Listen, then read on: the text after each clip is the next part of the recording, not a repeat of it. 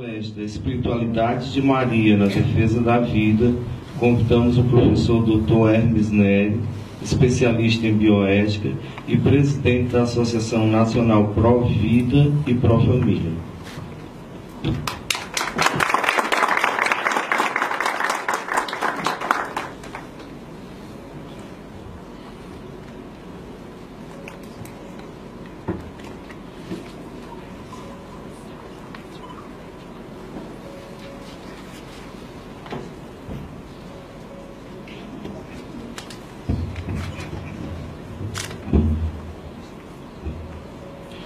Gostaria antes de mais nada, antes da minha exposição, fazer aqui um agradecimento muito especial pelo convite feito pelo casal Antônio Augusto, pela dona Rita de Sá Freire, que para mim me honra muito, é muito tocante e neste ano, para nós, é um ano muito especial, fazer parte de um momento como esse. Eu quero lembrar que dois lugares que me tocaram assim tão profundamente, assim, pessoalmente, foi o dia que estive na Cova da Iria, em Fátima, em 2006. Naquela tarde houve uma celebração e realmente senti que havia ali algo muito especial naquele local. E também em 2015, no santuário da Irmã Faustina, lá na Polônia, estávamos visitando o santuário, aí havia um jardim, eu entrei no jardim, coisa mais linda, aquele espaço ali, tem uma imagem de São Miguel Arcanjo, e eu senti assim, algo muito especial naquele momento. Então eu quero dizer que essa semana eu tive a grata satisfação de receber duas medalhas. Uma, a medalha patriótica agora essa semana na Câmara dos Deputados, mas mais ainda eu fiquei muito emocionado, muito feliz de receber essa medalha entregue pela dona Rita de Sá Freire, que realmente é de Nossa Senhora de Fátima, que eu quero apresentar a vocês. Vou guardar com muito carinho, com muita alegria. E o nosso trabalho há muitos anos na dimensão de fé e política foi muito significativo receber essas, na mesma semana, a patriótica e a de Nossa Senhora de Fátima, no ano do seu centenário.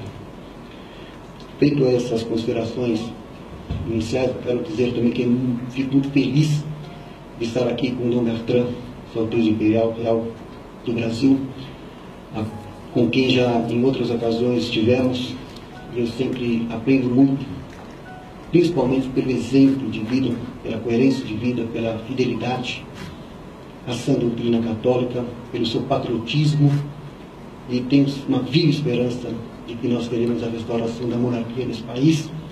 E pode ter certeza, Dom Bertrand, que todo o seu apostolado será sempre frutífero para as futuras gerações, para esta e para as futuras gerações.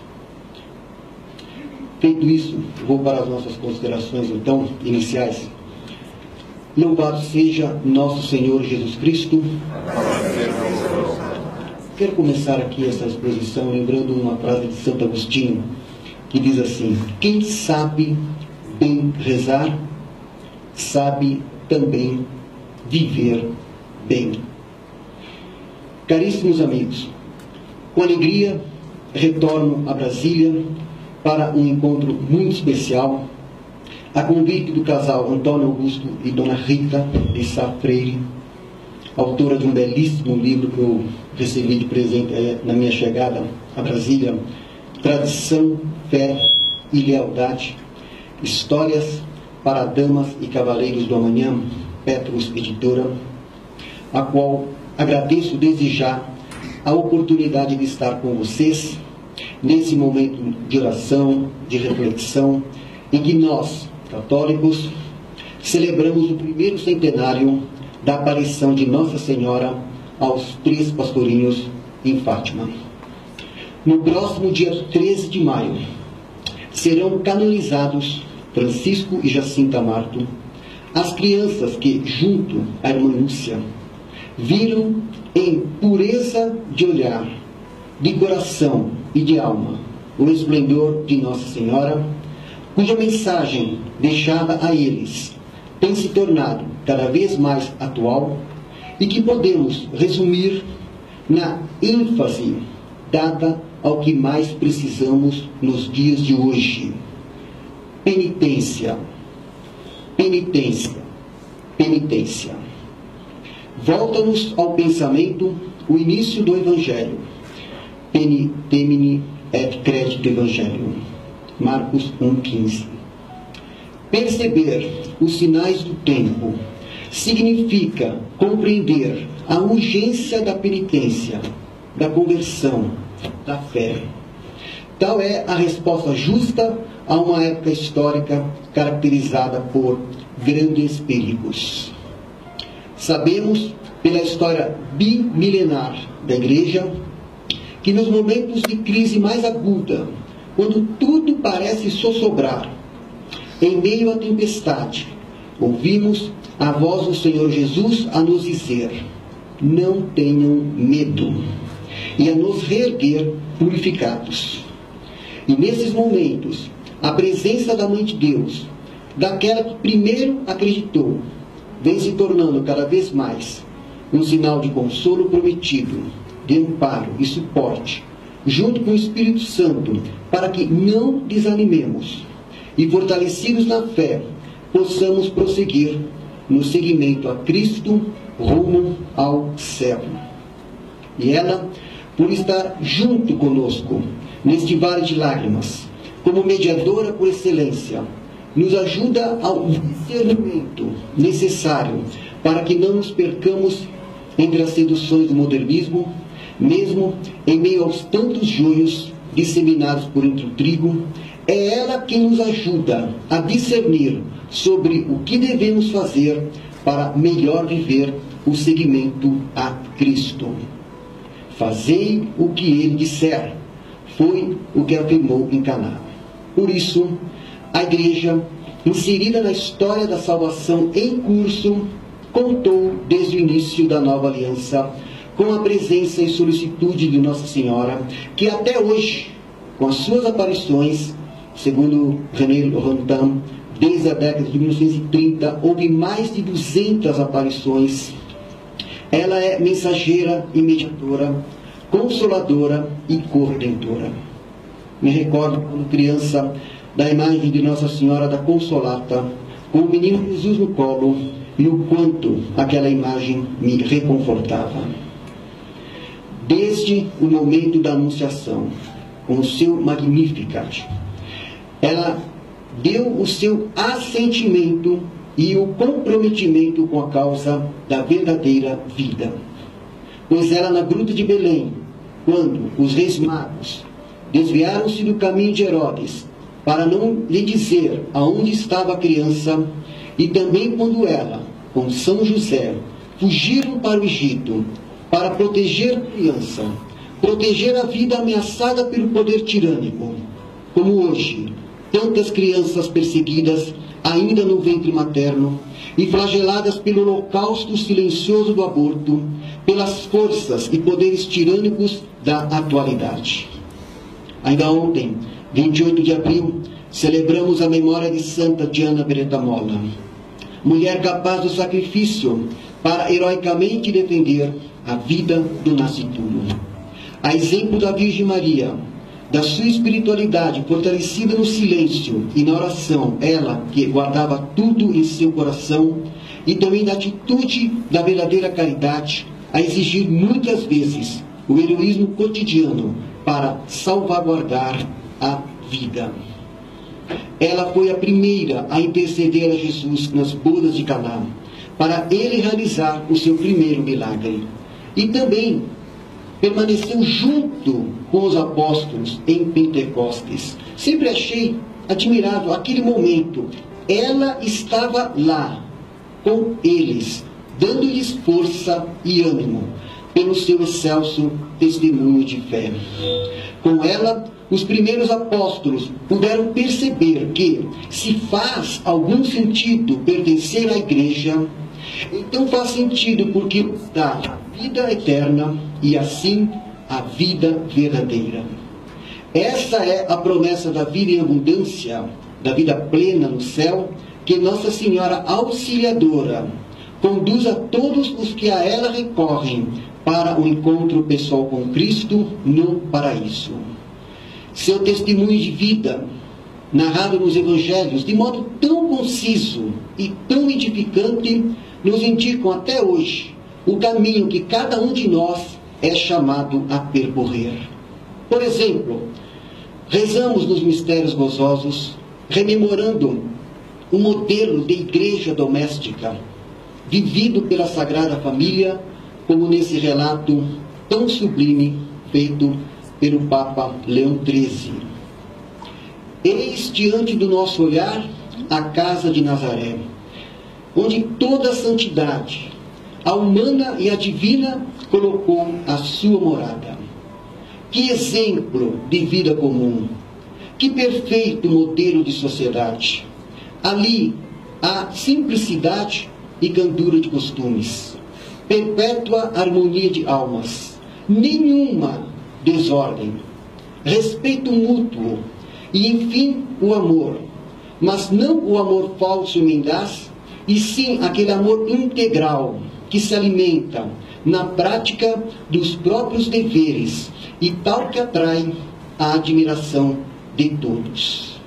Ali não falta a solicitude de se proporcionar a si mesmos tudo quanto é necessário à vida, mas com o suor da fronte, e como convém àqueles que, contemplando-se com pouco, se esforçam antes por diminuir a sua pobreza do que por multiplicar os seus haveres. Está aqui uma síntese da doutrina social da Igreja, do valor do trabalho honesto, da responsabilidade, da solidariedade, da boa iniciativa que a Sagrada Família oferece.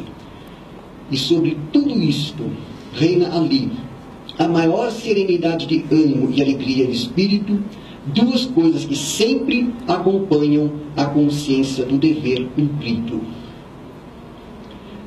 Não há nesse retrato de Leão XIII nada de idealizado, mas o modelo a que todo cristão, especialmente todo casal cristão, deve aspirar para viver o Evangelho da vida. E da onde eu vi aqui no casal, entregando um convite de casamento para Dom Bertrand, que esse modelo seja a referência, que não é um modelo idealizado. É esse modelo que todos nós cristãos, especialmente todo casal cristão, me recordo aqui também o querido amigo João Carlos, 40 anos de matrimônio celebrado agora este ano, e que nesses dias estará celebrando em Fátima. Você, Marília, que Deus sempre os abençoe, porque são testemunhos como o seu de Marília, que reforçam o que o Papa Leão XIII diz aqui, nessa descrição da Sagrada Família. E nas tantas aparições de Nossa Senhora, nos últimos 100 anos, intensifica-se a sua presença, devido a tantos perigos que ameaçam a dignidade, a sacralidade e o valor da vida humana, afetando a família e toda a igreja. Daí a sua amorosa presença de mãe, consolata e, nesse sentido, à luz da mensagem de Fátima, gostaria de começar essa exposição falando de uma passagem do Evangelho muito significativa: a perda do filho e o seu reencontro entre os doutores da lei. Foi Nossa Senhora quem tomou a iniciativa de, junto a São José, voltar à cidade.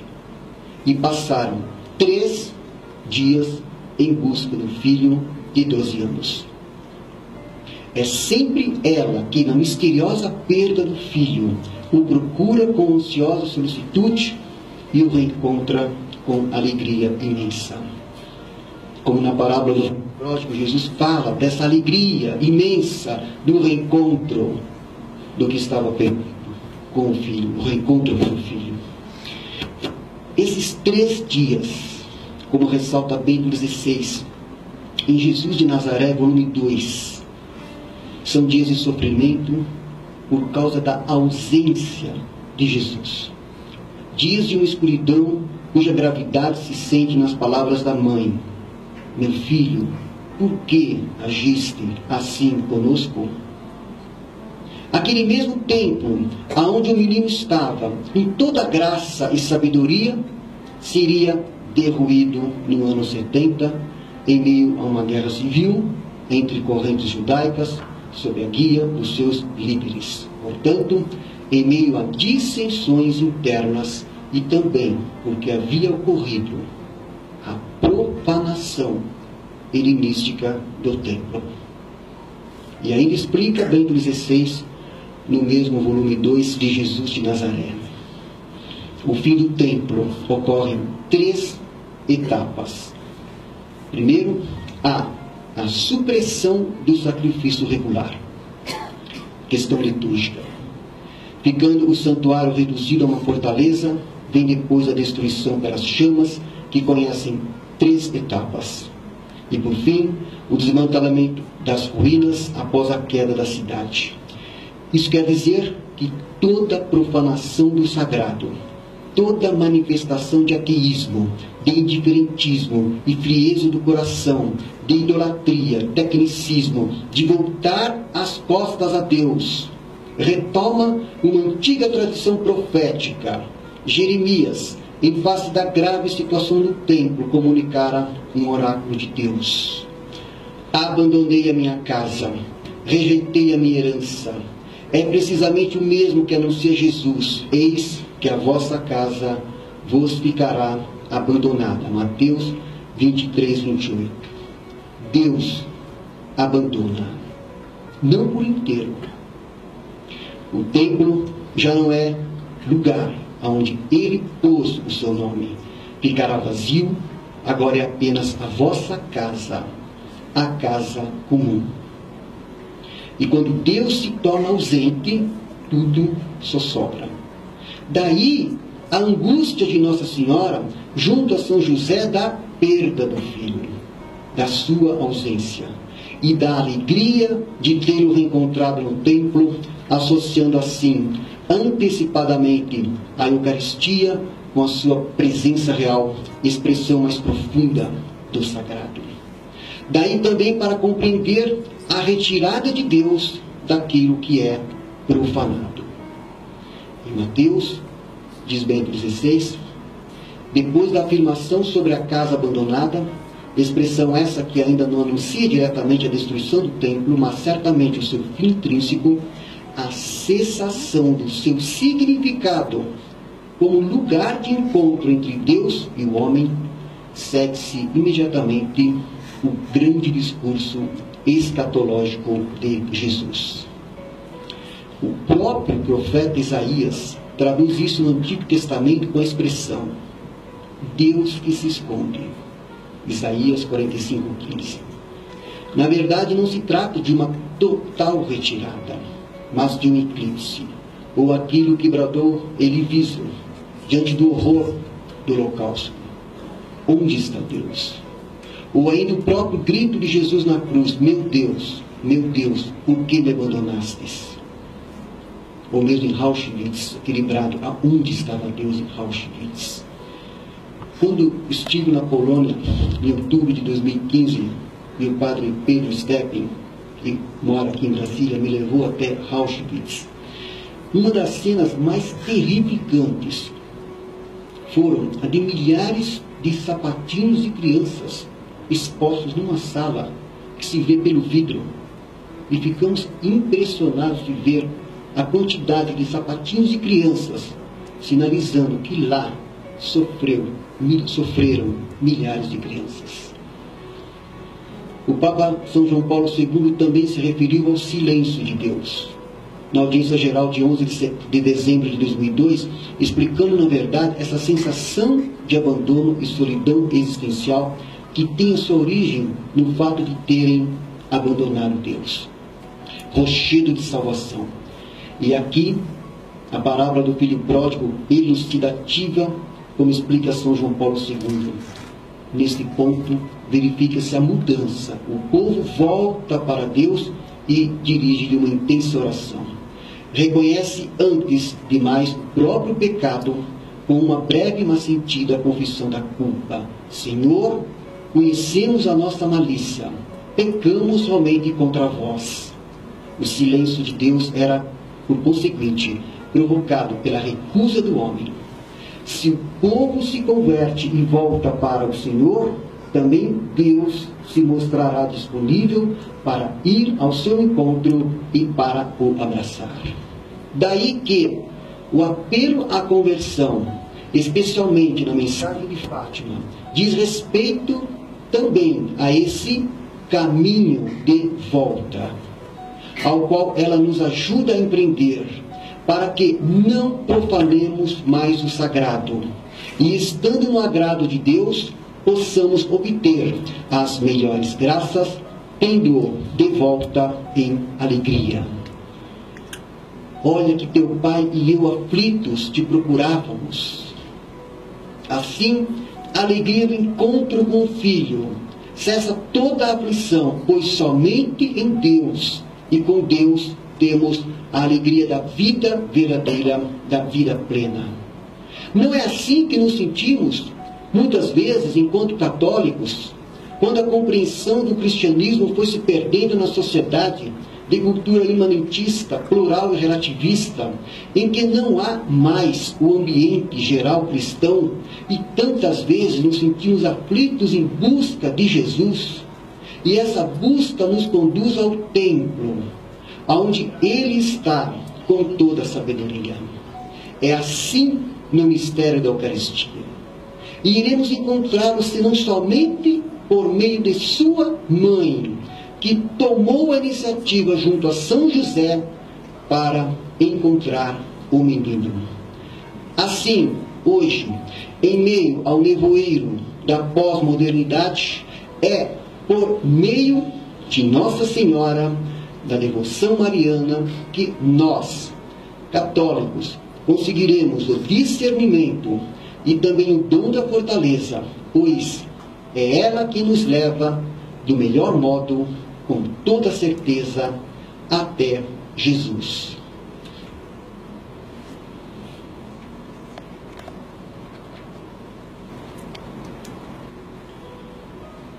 Chama atenção na mensagem de Fátima a ênfase ao apelo pela conversão, a esse caminho de volta. E a indicação 3 vezes a penitência. Etimologicamente, penitente vem do francês pene, do latim pena, do grego poné, punição, penalidade, pagamento por uma infração, por uma dívida. Não há como fugir disso. Daí a inevitabilidade da purificação. Vivemos numa época em que se debilitou a compreensão do que seja pecado, dos seus danos e do sentido da própria salvação, que todos nós necessitamos, pela graça de Deus, para alcançarmos a glória da vida eterna. Em nossa época de superabundância tecnológica, em que especialmente os meios de comunicação, em vários aspectos, fazem como que uma apologia a todos os pecados capitais, minimizando assim qualquer sentimento de sincero arrependimento, de compunção, de temor a Deus, porque foi se perdendo a noção de pecado, de falta cometida, da desmedida, e do quanto se fazem necessárias as exigências das virtudes cristãs para a obtenção da graça, e com isso foi se debilitando todas as instituições, a começar pela primeira e principal delas, a família, igreja doméstica. E com isso, a própria civilização e também dentro da igreja foi exaurindo suas forças vivificantes. E como consequência disso, o que vemos hoje é, por conta disso, a proliferação da barbárie por toda parte. E tudo isso a exigir de nós, católicos, uma nova cruzada em defesa da vida, da família e da igreja. Quanto mais omissão nisso, mais o abandono, que só será superado com a conversão e a disposição a percorrer o caminho de volta. A mentalidade modernista buscou isso mesmo, pulverizar o conceito de pecado, mentalidade essa disseminar nas diversas formas de cultura, impregnou-se também nas várias correntes de pensamento relativista, nos estilhaços que aí estão do pós-moderno, que influíram gradativamente e profundamente com o intuito de corroer e desfigurar a sã doutrina católica, a própria identidade católica da Igreja, ao ponto de hoje, quando falamos em catolicismo, muitos que se dizem católicos desconhecem o que realmente é a fé católica.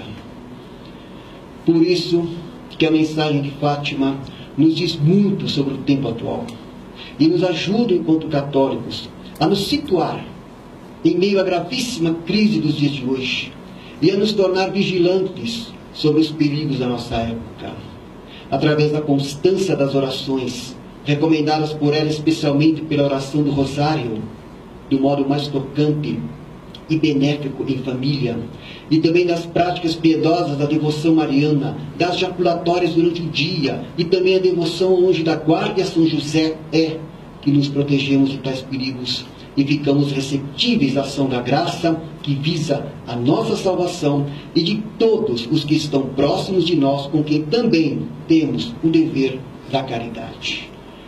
Chama a atenção da mensagem de Fátima a indicação 3 vezes a penitência. Estaria indicando também a intensidade de 3 períodos de flagelação mundial, tendo em vista a extensão do pecado, não apenas na sociedade como um todo, mas também dentro da Igreja?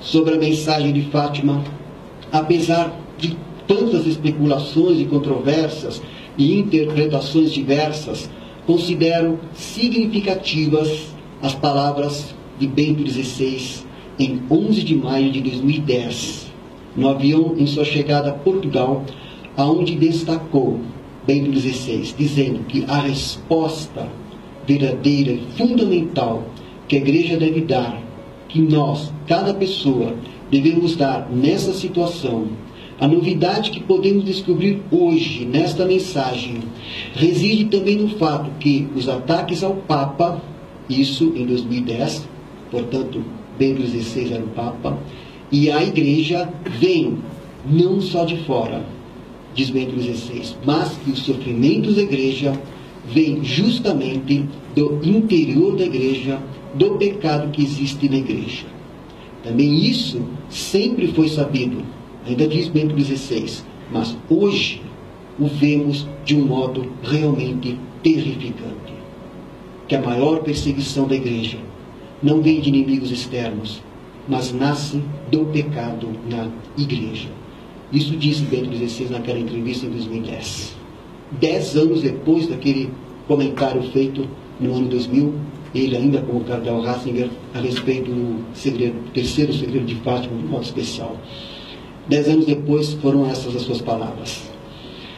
Nesses últimos anos, nesses últimos 100 anos, o que vimos foi intensificar-se esse combate espiritual travado também no seio da Igreja. Entre as diversas correntes de pensamento, ecumenismo, teologia da libertação, protestantização da Igreja, ecologismo, etc., que passaram a influir em vários movimentos no interior da Igreja, o movimento bíblico, o movimento liturgicista, o movimento filosófico e teológico, o movimento ecumênico, como também o professor Roberto Matei trata no seu livro sobre o Concílio Vaticano II, falando de como esses movimentos agiram no interior da Igreja ao longo do século XX. E uma tensão cada vez mais aguda entre todos esses movimentos e uma batalha cada vez maior para buscar, salvaguardar a sã doutrina católica desses perigos e seduções e equívocos tantos. Batalha cada vez mais difícil, porque também semântica, porque o que antes era dito com inteira clareza, hoje muitos dos que ocupam postos de decisão e até autoridade no ensino, principalmente nas universidades católicas, ditas católicas, se notabilizam muitas vezes por aparências de evangelização, com conteúdos eivados de ambiguidade e relativismo, muitos com hermenêuticas que parecem defender uma outra igreja que não aquela fundada por nosso Senhor Jesus Cristo, na rocha inconfusa da sã doutrina católica. É certo, como diz o Catecismo da Igreja Católica, que a consumação da Igreja, e através dela a do mundo na glória, não acontecerá sem grandes provações. Vivemos, portanto, em nosso tempo, um período de grandes provações da fé. Por isso, Bento XVI instituiu o Ano da Fé, 2012, 2013, e por isso recorremos em oração a Nossa Senhora para nos auxiliar no discernimento. Eu tenho conversado com muitos jovens que nos procuram, problemas do dia a dia, da sociedade, da igreja, e eu percebo a falta, eles querem saber como discernir tudo o que está acontecendo hoje.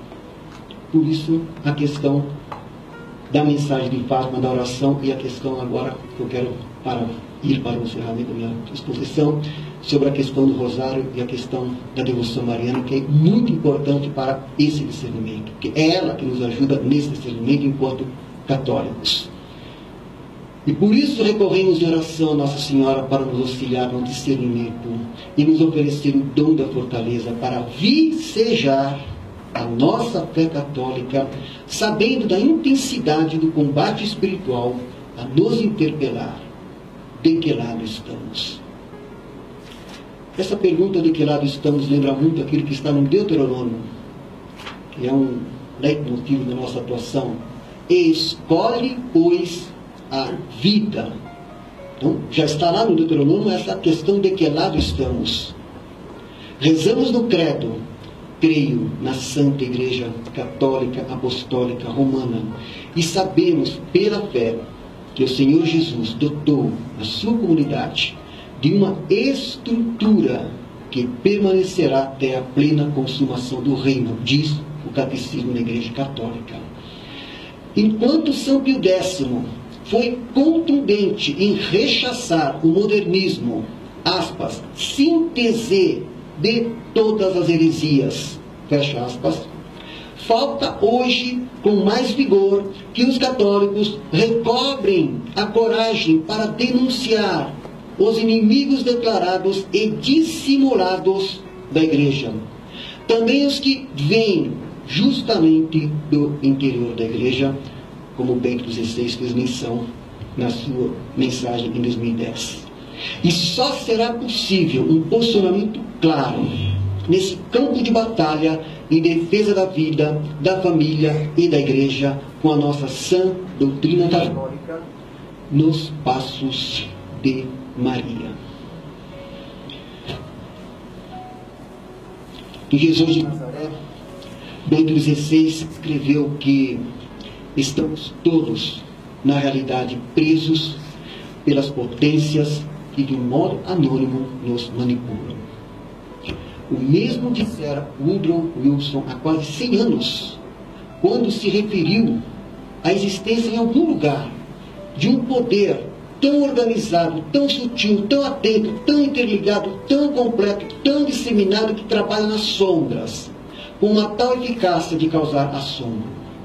Há mais de um século, instituições financeiras juntaram volumosas somas de riqueza material, beneficiadas por omissões e brechas nas legislações e toda espécie de astúcia, até formarem um bloco de vasto poder, agindo como um povo de 1000 tentáculos que a tudo abarca e manipula e impõe as mais estranhas ideologias do mal, alcançando capilarmente toda a sociedade, inclusive a Igreja.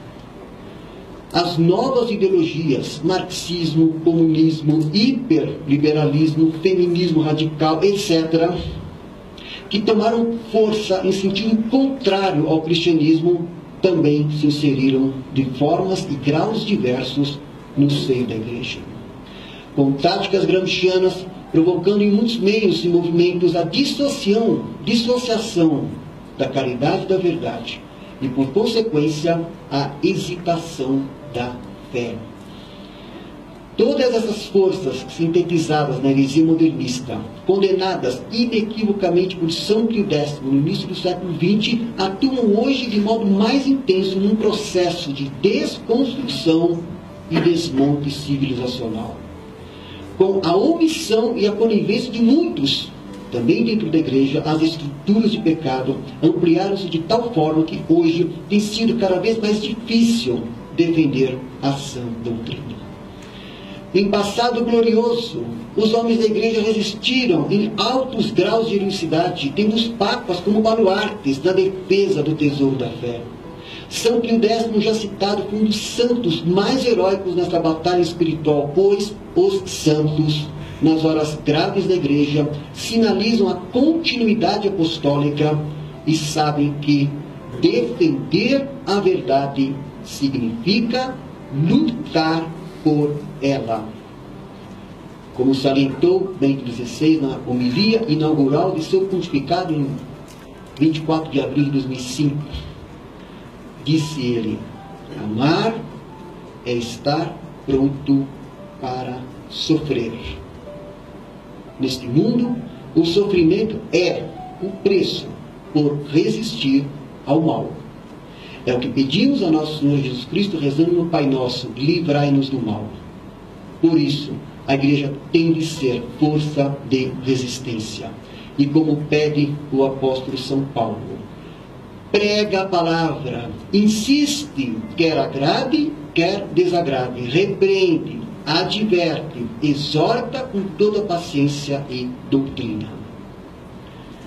Como vemos diante de nossos olhos, os erros da Rússia, advertidos por Fátima, não foram erradicados. Antes, se estenderam e os seus efeitos de corrosão aí estão, com mais força ainda. Descaracterização de conceitos, modificação de mentalidade, com meias verdades e ambiguidades, para que as novas gerações passem a aceitar sem resistência o veneno do pecado como algo aparentemente inofensivo, como na tragédia adâmica. E assim, as potências, de modo anônimo, aludidas por Woodrow Wilson e Bento XVI, continuam a trabalhar nas sombras, no afã de substituir Deus por Leviatã.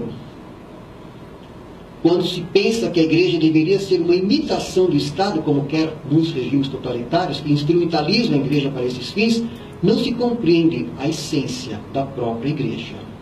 E então temos setores progressistas da igreja instrumentalizados para fins de um globalismo dissociado da doutrina moral e social da igreja, e ainda a ideologização da fé a suscitar tantos equívocos.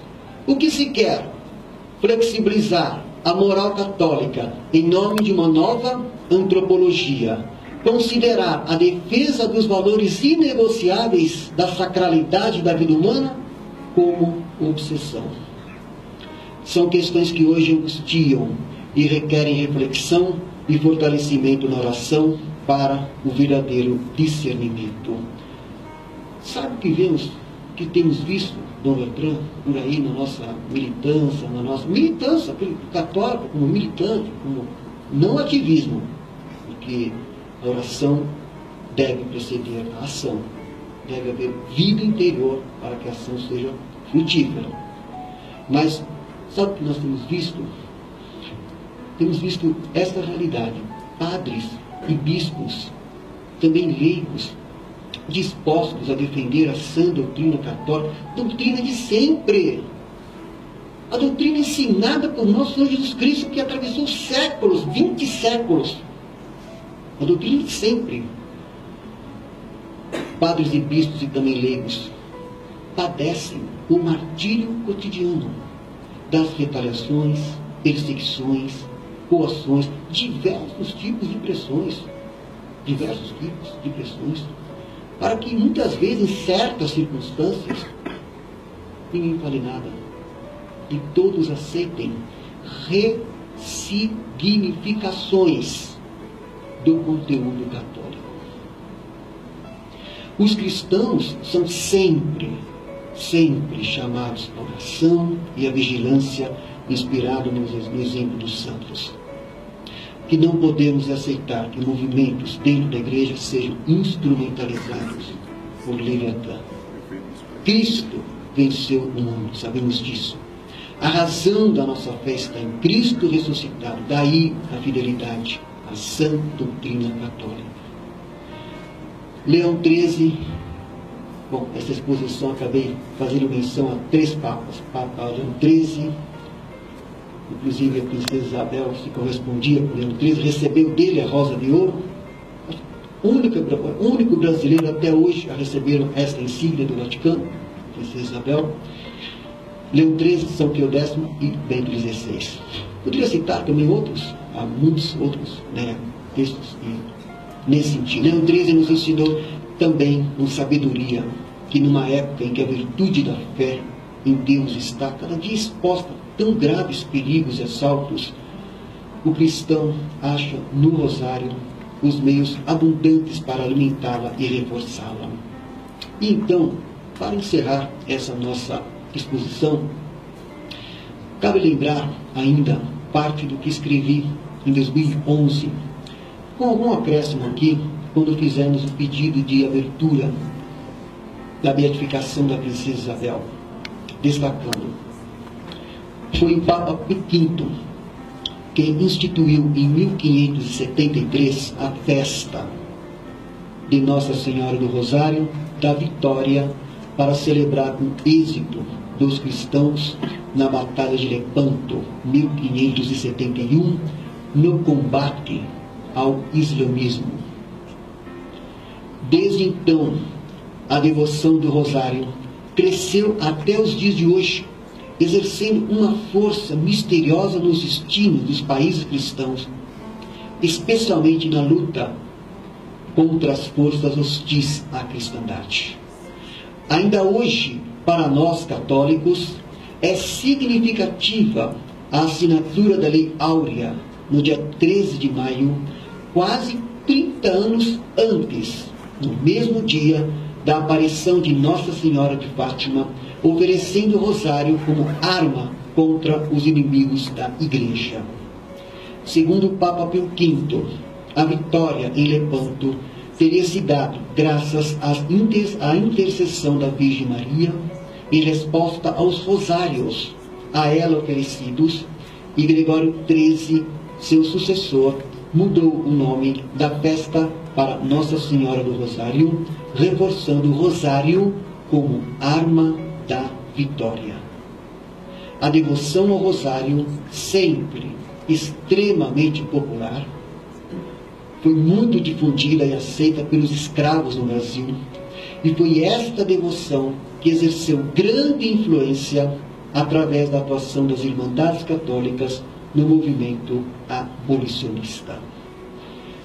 Por isso, não tenho a menor dúvida sobre a eficácia da oração, especialmente a do rosário, para o fortalecimento da fé católica no enfrentamento dos tantos perigos que hoje afetam a Igreja. Daí o sentido da penitência indicada 3 vezes na mensagem de Fátima. Assim tem sido ao longo da história, desde o maior de todos os exemplos, que é o de nosso Senhor Jesus Cristo, que nos ensinou a rezar o Pai Nosso, dizendo: perdoai as nossas dívidas, assim como perdoamos aos nossos devedores, pois que a penitência requer o pagamento das dívidas, das faltas cometidas. Daí o castigo para os impenitentes. Daí o apelo à conversão. Ainda, recordando Leão XIII sobre o sentido e o valor da oração, a primeira condição é claramente posta em evidência pelas amorosas instâncias de Cristo: pedi, procurai, batei.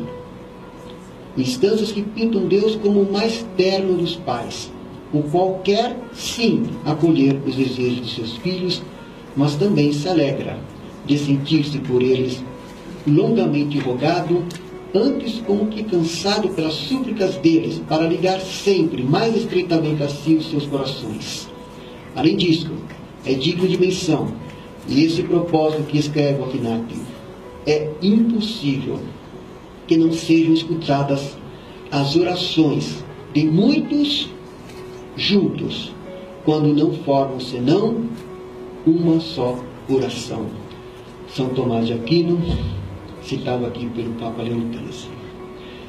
Por isso, gostaria de, nesse momento, encerrar esta minha exposição, convidando a cada um que aqui está, para ser uma só assembleia em oração, pedindo a graça da conversão, o bem e a salvação das nossas famílias, também a conversão do Brasil no momento de grave crise econômica, cultural, política e moral em que vive, suplicando a Nossa Senhora o caminho de volta, para sermos a nação católica neste país continental do Cristo Redentor.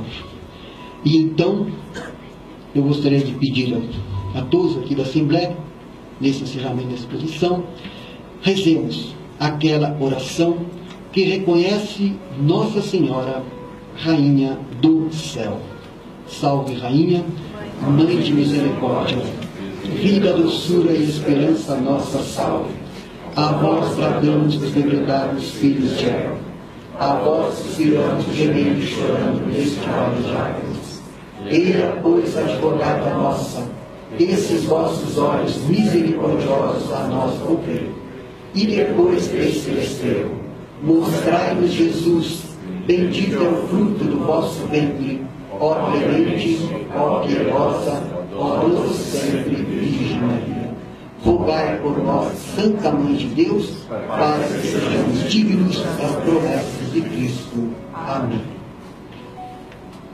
Gostaria muito de agradecer mais uma vez ao convite feito e exortar